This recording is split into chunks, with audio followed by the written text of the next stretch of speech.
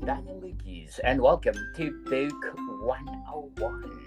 Book 101 is all about the books that I read for the last 40 years. And today, I have my special guest. He is the author of several books, and of course, award-winning author too. No other than Mr. Joe Clifford.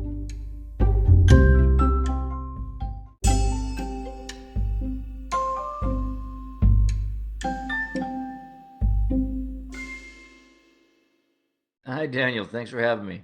Yes, and welcome to Book 101, Mr. Joe. And can you please introduce yourself? My name is Joe Clifford. I'm the author of 17 books. Most of them concern an aspect of addiction. I spent a few years in San Francisco in the 90s, battling various substances, and since returning to the land of the living, got some degrees, started writing books, and this is what I do pretty much full time, along with teaching writing at my alma mater, Florida International University, and attending conferences and traveling and that sort of thing. Congratulations, Mr. Joe. And can you tell us about your journey of being homeless, addict, and then to become an award winning author? Well, the homeless part's an easy journey to undertake. You just have to kind of screw everything up and start doing drugs and stop paying your bills and wait for them to throw you on the street. And then you stay there for a while. I came from a small little farming town. Might as well have been a very small suburban town in Connecticut. And I came out to San Francisco in the early 90s with the hopes of being a rock and roll star and quickly succumbed to every rock and roll cliche you can find in 90s movies. I got addicted. I couldn't stop and lost my wife, my job, my house, uh, apartment, and began living on the streets for most of the 90s. That's how I did it. And then around 2000, I decided it was time to clean up, or more accurately, the state of California decided it was time to send me to prison. So I decided to clean up, and I went back to school. And it turned out that I had some stories to tell. So I began writing the stories, and it's taken off from there. Yes, and thank you for sharing all those books, Mr. Joe. So, what is the turning point to your life that it's time for you to clean up? Well, if we want to make me sound heroic, it's when my mom was diagnosed with scleroderma and cancer and given a very short amount of time to live, and I wanted to didn't want her to see her oldest son go out like that. The more selfish, realistic reason was because I was looking at some serious jail time for check fraud. I've been writing checks to myself. Um, we had this gang of addict losers had been writing checks to ourselves and cashing them at various banks, and we've been caught. Me and a girlfriend, and it looked like I was going to prison for a while. And I was not a very big guy back then, and prison scared the hell out of me. It scared me then. It scares me now, and I decided enough was enough. So we began the long, arduous journey of trying to get me back to the land of the living. What age did you realize that you're good in writing? Well, I mean, it beat what I was doing. I should warn you. I've got a house full of people, and I've got barking dogs and people running around, and so you may have to edit some of this out. This is live. Sorry to the listeners, because it's kind of a zoo around here in the morning. Um, So, who are the people supported you in your writing? Florida International University was instrumental, studying under Lynn Barrett and James W. Hall and Les Standiford. FIU is where Dennis Lehane went, got his degree. So they had a cachet there, and of course you're following Dennis Lehane, so you can be guaranteed you're not going to be the most successful author. The guy's pretty amazing, but that school really helped hone my craft and shape what I do. It's one of the few MFA programs that encourages genre. Most of them don't even allow you to do it. And at Florida International, they were pretty clear. Like, if you want to make money in this industry, you got to have a niche, and mystery and thriller writers have mystery and thriller readers, and you're guaranteed a certain level of the floor is raises up, and that's imperative because books. You've seen the stats on who reads after high school, and it's dismal. It's 1 in 4 read a book. So you're not fighting for a very large share of the pie, and there you've got how many people fighting for that little sliver. There's quite a few writers, and it seems like there's more writers sometimes than there are readers, which is strange. But yeah, Florida International just showed me that writing it can be commercial and still carry some heft and quality, and there's nothing wrong with making money. And yeah, without them, I don't think I have a career. Yes, very well said, Mr. Joe. So, who are your favorite authors that influence you the most?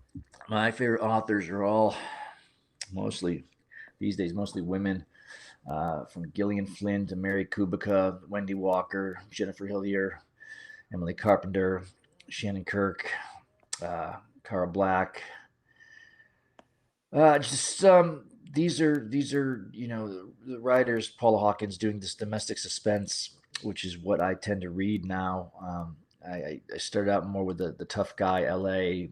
Marlowe, and that whole subset, and gradually, as I found myself becoming more suburban and sort of subdued, I began to find more just more weight, gravitas, personally, in domestic psychological suspense. So that's what I read mostly these days. Um, yeah, your best sellers, and I also want to kind of see what they're doing and do it so that I can have one of those books. Yeah, so Mr. Joe, if you describe their writing, what is it or what are they? But women have a level of insight into, I don't want to say manipulation because that sounds terrible, but they can do something with psychological suspense, and the interpersonal relationships, close interpersonal relationships, and take it to a level deeper than I think male authors can. And living in suburbia, where everybody's kind of blinds are drawn and everybody's lawns are neat, there's so many stories about what goes on behind closed doors, and all of these authors find a way to make the everyday, unique and universal at the same time. I'm not sure what it is, why it is. You open some books and you just are immediately drawn to them. And it was maybe about 8, 9 years ago I began reading the works of Mary Kubica and Wendy and Jennifer and all those authors, and something really clicked. They spoke to me in a way that books hadn't in a long, long time. So yeah, I think it's the interpersonal relationships and just how sneaky people can be with each other. Find a way to do it that's very clever, and you don't see the end coming. And when the end gets there, you're both surprised and realize it was inevitable all along. So Very well said, Mr. Joe. So, what are your short term and long term goals in writing? my short-term writing goals: get more money. Like some money, Daniel. like, some, like some money. Yeah, I want a bigger yes. book deal. I want bigger advances. I want options. I want more. What's your number? More. Much maligned for reasons. Wall Street sequel. Money never sleeps. What's your number? More. I yeah. I there's just like it is in life. You got 1%. You got your J.K. and your Steven and whoever else is up there. The 1% making quite a bit, and rightly so. They're great writers. And then you got the rest of us kind of struggling to get what's left, and I'm tired of struggling to get what's left. I want to be, sitting at the big kids table. And so I keep writing. I keep writing, and you write.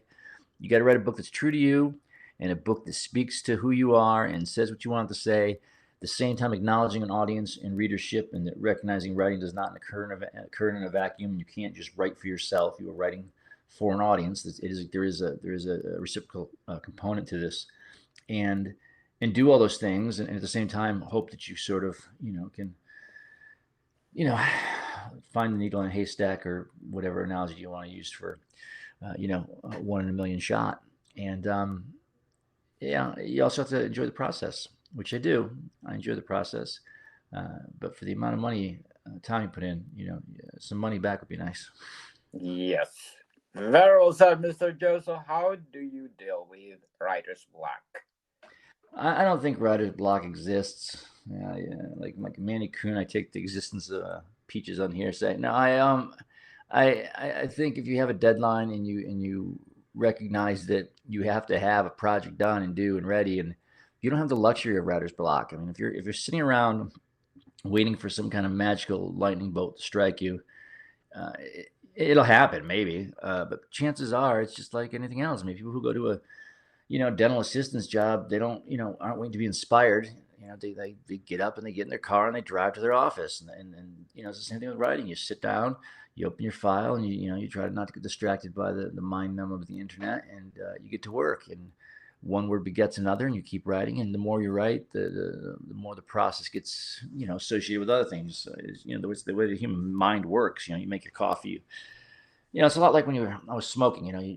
You have a cigarette when you get in the car. You have a cigarette when have a coffee after a meal. All these things become associated with something else. So, you train yourself to write, by positive habits. And once your body kind of gets into this cyclical, this rhythm, you have, after 21 days, anything's a habit. So, I've been doing this writing for this kind of writing for last dozen years. It's second nature now. I know that every January and every August I'm going to have a book that's going to start, and 6 months later I'll have a book that's done. And so I get 2 books a year. Indeed, Mr. Joe. So, how do you feel your personal experiences have shaped your writing?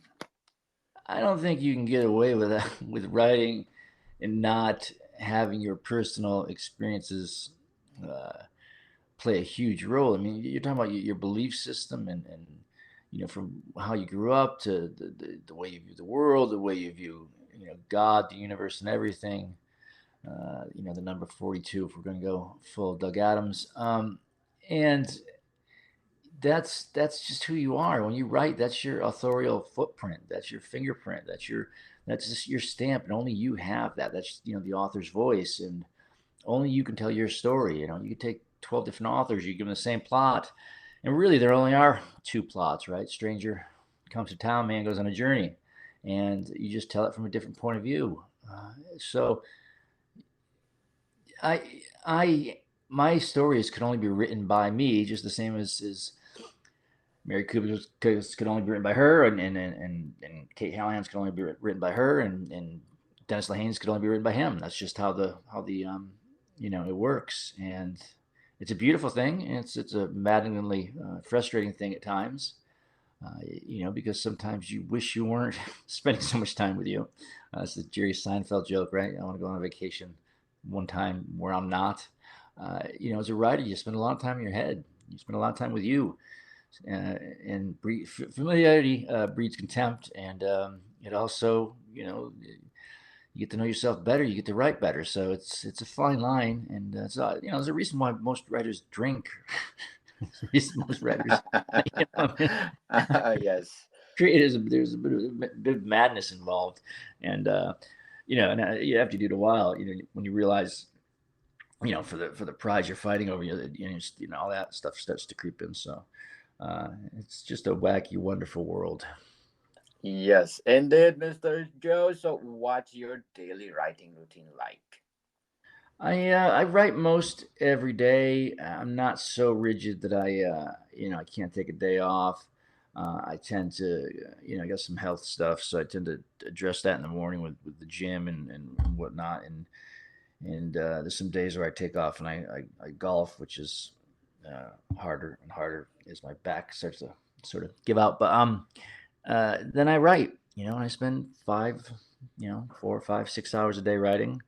I always have a book that's coming out for publication. I have a book that's in the middle of being polished up to get ready for publication. I have a book that I'm proofreading. I have a book that I'm starting. So it's this constant, uh, you know, ebb and flow of works in various states of progress that I'm always working on. So some days is devoted to editing. Some days it's drafting. Some days it's revising. But I'm also teaching in there. I'm also working with other writers. I'm also going off to the post office to mail advanced reader copies. I've got a publicist that I have to appease, and you get your newsletters and trips and setting up readings and all that stuff. So it's you don't have a lot of downtime, but it's a pretty flexible schedule, which is great because I can't really deal with rigidity, even though I'm probably one of the most rigid meat.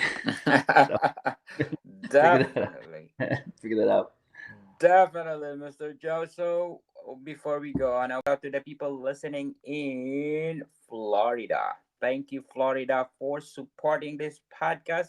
I will name 10 places in Florida because so far, I got 103 places in Florida. Thank you, Florida. In Lake Worth, I got 35% audience share. Hollywood, 15%.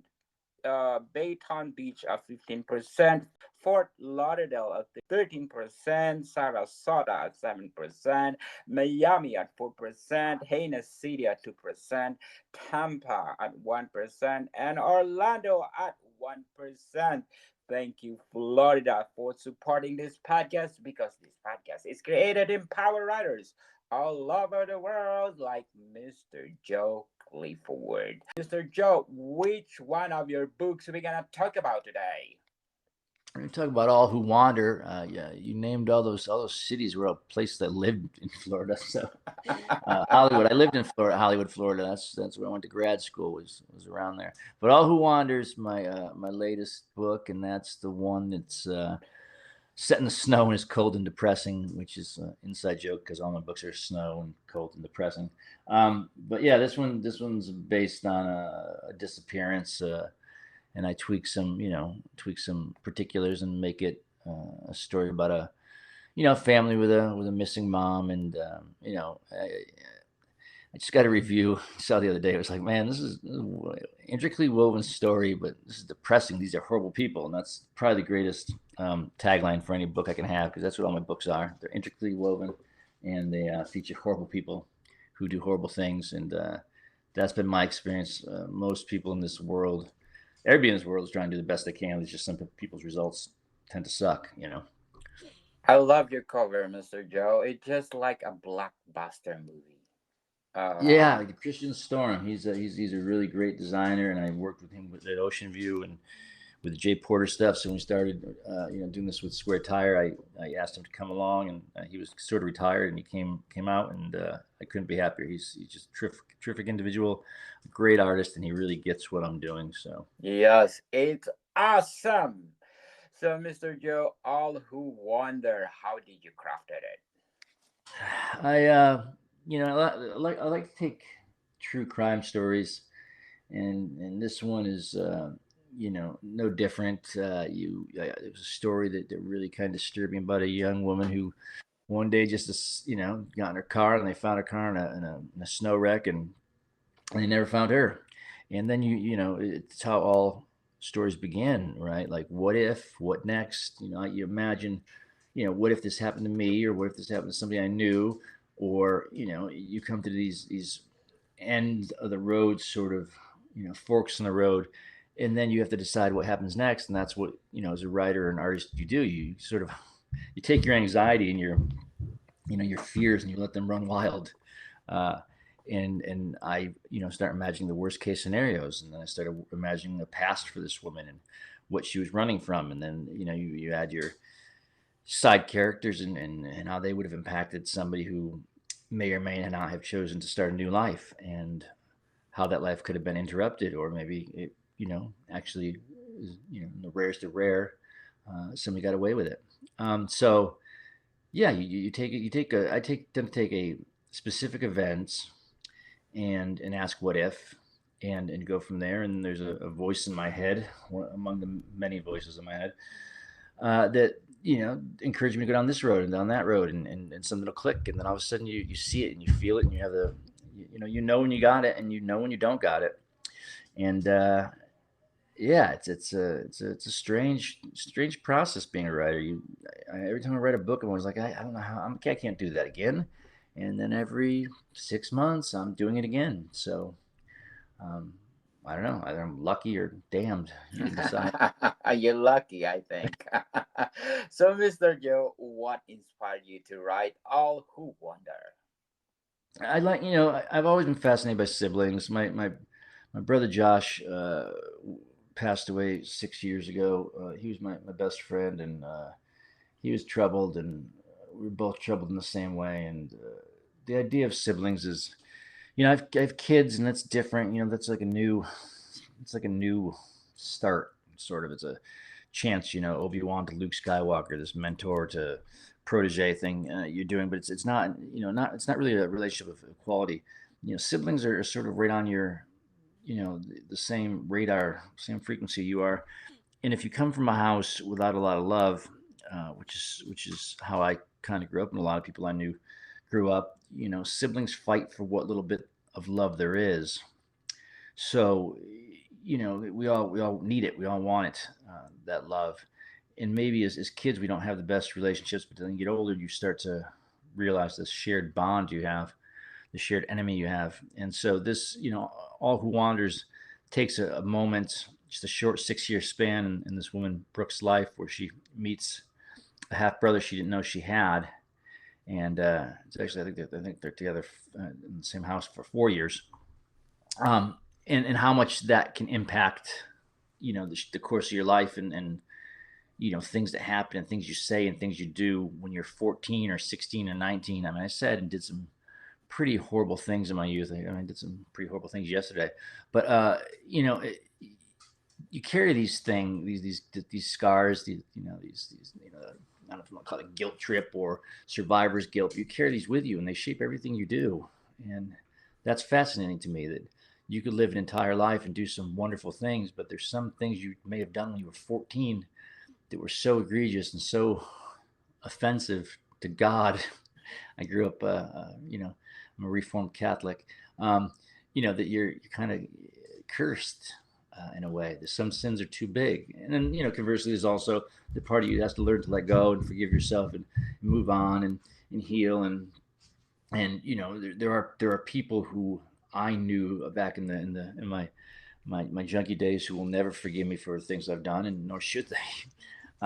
There are people who have forgiven me, but that goes all the way back down to the childhood. I just I wasn't a great kid, but I lived in a house with a kind of a violent father, and my brother and I dealt with that on a daily basis, and it shaped who he was, it shaped who I was. I mean, I can tell you all three kids my father raised ended up being heroin addicts, which I don't think that's a coincidence. Um, and the ones who were raised, his kids who were raised outside of his care, ended up being fine. So I don't know, and that's not to blame the old man. He had his wonderful qualities too, I'm told. Uh, but yeah, so that's a story I was interested by and in and telling, and on a personal level. And I tend to write, quote unquote, unlikable characters. I get that a lot. Like, your character's not likable, and if somebody doesn't like my book, it's often, well, I don't like these characters, and I mean, if you read a description of my books, and then you walk away from that back jacket summary thinking these are going to be likable people, that's kind of on you. I mean, I can't help it. You can't read between the lines when it's like his wife's filing for divorce and his kids are leaving him, he's lost his job. And you're thinking, like, I don't know what you think, but some people want escapism and they want something happy. But if you want something happy and escapist, I don't know, go read somebody else. Go read the untalented Bronte sister, the one that wrote or what's her name, Jane Austen. Jane Uh, Austen, yes. yeah, yeah. I don't do that stuff. That's not what I do. I write about people who are having a hard time, because I think you get the greatest rewards from people that seem like you have no chance, and that's where when you have so little hope, the smallest light that shines is like, it's a supernova. I mean, it's all you got. It's guiding you and calling you, and it's brighter because you have so little. And I don't mean material things. I've always had a great deal of material. I don't want to say material wealth. That makes me sound like a douche, but I've had a great deal of. I've been very fortunate in that department. My father was a very hardworking guy. We were small town, well off, and but mental anguish doesn't know doesn't matter what's in your bank. I've had the mental anguish when I was eating out of a dumpster and selling my blood for $10 at the UFO study, and I've had mental anguish when I've had quite a bit of money.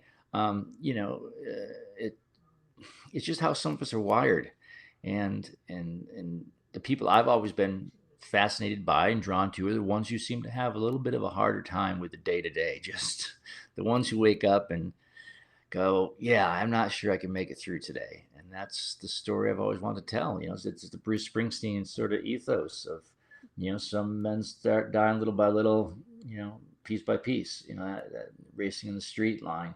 And yeah, and I like that story. The people who give up, who don't give up, even though they have a lot of reasons to give up, and the people who keep on living, even though they don't want to live. That line from the Johnny Cougar song hit me a few months ago, and I finally got it. I've heard Jack and Diane sucking on a chili dog how many times? But then, oh yeah, life goes on long after the thrill of living is gone. And here we are, still living, and you got to do the best you can. But the thrill's not been there for a while for me, and a lot of people I know, the thrill's been gone. In fact, I look around, most of the people I see, they don't seem to be thrilled to be living. And there are some people, if you're on social media, everyone's thrilled to be living. It's social media, but it's, in the real world is it's kind of going to get your groceries. It's going to the doctor's appointment. It's getting back the results of the test. It's, getting your oil changed. It's, day of weather that's not so great, and doing stuff you don't want to do. And it's through these just commonalities that we all share and yet are unique to us that shape how this world goes. And that's the story I want to tell, and that's the story I'm always trying to tell. The broken heroes, to quote the great Bruce Springsteen once again. Very well said, Mr. Joe. And according to Dave Wild, all who wander are not lost. What are the elements that you put in your novel that makes your reader glued to it? Well, the people who read my books, I have a very devoted, loyal, if small fan base, but I do have dedicated readers. And I think they could answer this question better. But my characters tend to be wounded. They tend to be, kind of hanging on and not sure why they're hanging on. That I often set my books in the cold. The next book that's coming out, Moth and Flame, I decide to do a complete switch and set it in a wildfire. But element the setting plays a huge part. Where you feel like you're trapped. This idea that we're trapped is always central to my writing. We all want to break free, and Bob Seger, Roll Me Away, a great song. Get on your motorcycle and just drive. But I've done that a few times, and turning around and coming home. you need a roof over your head. So yeah, all who wander aren't lost, except me. Some who wander are lost. Yeah, I mean, we're all doing the best we can on this crazy blue spinning orb, and yeah, I mean, that one's the hallmarks of my work tend to feature protagonists who maybe you don't want to have a beer with because they can't, because they've been sober for 13 years and going to AA. But I I'm just drawn to the losers of the world, the marginalized, the sort of voiceless, and I've been telling that story and working with people from that state of being for a while now. That's just I don't have much use for the people who wake up and go, God, I saw a bird today and it was great. Like, well, that's terrific, but like, we're not gonna have lunch together. Like, I don't know. I don't want to not turn into a complaint fest, but there's some things that aren't quite right with this place and aren't quite. I don't know how you describe it, but the there's a dark sense of humor. There's certainly a sense of humor in my books. Certainly a and if you don't get that, then you don't get me. Yes, indeed. And according to Mr. Stephen Davis, this is a different side of Mr. Joe Clifford. So, what is your other side that you portrayed on your latest novel? I mean, there's a little more.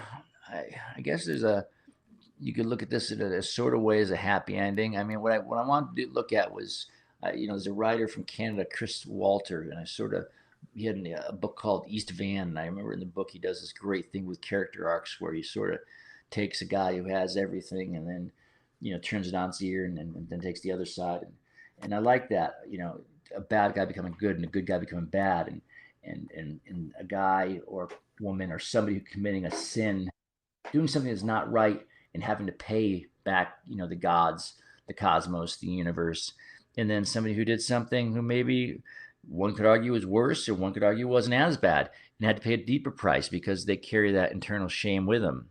Our the past is always we understand that the past influences the future, right? But the future really changes the past when you think about how our memory works and the things we do and once something happens, it sort of becomes filed and compartmentalized and cataloged with our autobiographical story and in a way like shifts our past so we remember that differently and it's sort of this ongoing fluid nonstop river, as choppy and out of control as it can get. But it never really stops. There's a beginning, there's a middle, there's an end. It keeps going, But look at it, maybe it's a river, maybe it's more a bay, like a water current in a bay. Uh, so yeah, the other side of me, I'm not, you know, when people say there's another side of me, I guess it comes down to how they read me. I mean, I think I've been telling a similar story, although I do, the plots change and the characters change and the points of view and the setting and I tell the same. Like, nothing bugs me more than an author that tells the same story over and over and over and over again and then just changes it and you have 12 books in a series. I mean, that's why I don't want to do that.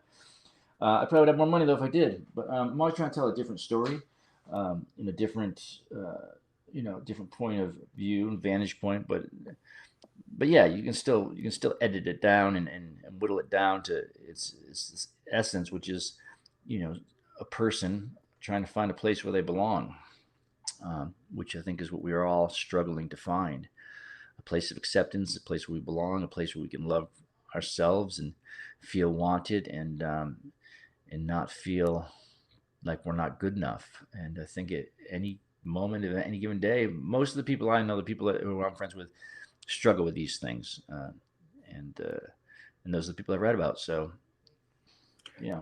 Very well said, Mr. Joe. But before we go on, I'm inviting you to listen to my other podcast, Food 101, our third season with Chef Alessandro, one of the best executive chef in one of the best restaurant in downtown Toronto. And please do listen to our latest episode. We talk about Thanksgiving, people. Thanksgiving. Please do listen to our latest episode. Plus one more. Our books are out. Not only one, but 7 volumes, people. Food 101, Volume 1 Basics is all you need how to create a delicious food. Available on Amazon and leading online bookstores worldwide. And I just published Volume 8, people. It's Food 101 Volume 8 Chinese Cuisine. So please do check out Mr. Joe. All who wonder, how did you balance the villain and the protagonist of the novel?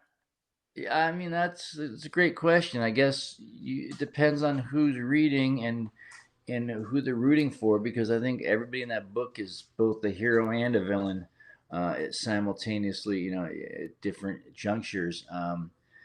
Not unlike life. I mean, I don't. There's some great writers and amazing writers, and it comes to mind that Lee Child is the first one, Jack Reacher, in that series, and Jack Reacher's a good guy. He comes in, he fixes things, and that's. I don't write those books. I mean, I don't write those books because I can't do what Lee Child does because he's better. But I also, I prefer worlds or I see worlds of gray. It's less than black and white as much as I think in black and white. Uh, we're all sort of these amalgamations of good and bad and right and wrong, and everyone's a hero in their own story, right? I mean, there's nobody. Think about the politician you hate the most, and from their point of view, they're in the right. They're doing the right thing, and that's what makes life such a wonderful and wacky experience. Is we have everybody thinking they're right, and everybody's doing different things, and and like the Highlander, there can be only one. This year it was Ryan Irish, but yeah. So we come at it like that, and that's how we look at the world, and that's how I see the world. It's good, bad, indifferent, ugly, and evil beyond evil, like my ex-wife. Amazing, Mr. Joe. So, all who wonder, what do you think? It's good for a series or a motion picture? Yeah, that'd be nice. Will they give me some money? Money, money, money, I, people. I read all these things with the idea that they're going to be series or optioned, and I think most writers do, and few of us get that opportunity. I've had a little success in that department, mostly because I was fortunate enough to meet Richard Brewer and Gary Phillips and get hooked on the culprits train there. But yeah, I mean, I could see it as anything, anything if somebody wanted to develop. I mean, I personally find it fascinating, but I spend months doing this, and so people pick up a book and they start reading and they're like, oh yeah, I don't like that, I don't like that. Like, there's not an author doesn't just gloss over a detail. I mean, I can spend when I'm writing 10, 12 hours a day writing, um, and these are intricately layered and it's how they're received is how they're received. You can scream as much as you want, like, but I didn't mean that. Well, if you didn't mean that, then write it better because people are picking it up that way. This doesn't all fall on readers. If you want to sell more books, write a better book. There's that component too. There's Andy Weir wrote The Martian, couldn't get anybody to publish it, and all of a sudden he published it on his own and had all the publishers crawling to him, asking to publish him, which is every writer's dream. But publishers want to make money, editors want to make money, agents want to make money. There's no bad guys in this business so much as it is everyone's trying to make money, and you get a very limited resource, um, which is the readership, which is very low, and you got a lot of people vying for the attention. So, um, if somebody wants to option this into a film, just let me know. I'll happily sign over the rights for a fraction of pennies on the dollar, and yeah. Yes, people, support Mr. Joe Clifford because the book is something else. All who wondered, congratulations again, Mr. Joe. And can you please invite our listeners to buy your latest book? All Yeah, who wonder. yeah. Oh, you can find all your Joe Clifford needs at www.joeclifford.com. And I'm very easy to find. Feel free to write me if you're confused by the ending, as I had somebody from Norway write me last week. They were confused by the ending. I don't understand how you're confused by the ending. It's pretty clear. But if you do get confused by the ending, or you're just from Norway, or you just want to talk to me, feel free to write. Buy the book. I think it's on sale for 99 cents now. Over at Amazon, which is pretty hysterical because people will buy for $8, but they won't buy an ebook for more than $7, which is just very strange. Anyway, Yes, strange. you can buy a latte and a 99-cent copy of All Who Wander, and then it's other places. And as my kids are screaming, "Dad!" because they can't walk and get cereal for themselves. 6 Yes, say hi to your kids. And shout out to the people listening in Norway. Please support Mr. Joe Clifford. I have a lot of places in Norway listening to Book 101 review and my 144 countries. Thank you so much for supporting this podcast because, as I said, this podcast is created to empower writers all over the world, like Mr. Joe Clifford. Well, thanks for caring. Thanks for asking. Thanks for having me on. It's nice when people care about what you're doing. So And what is your message for for those aspiring writers out there procrastinating?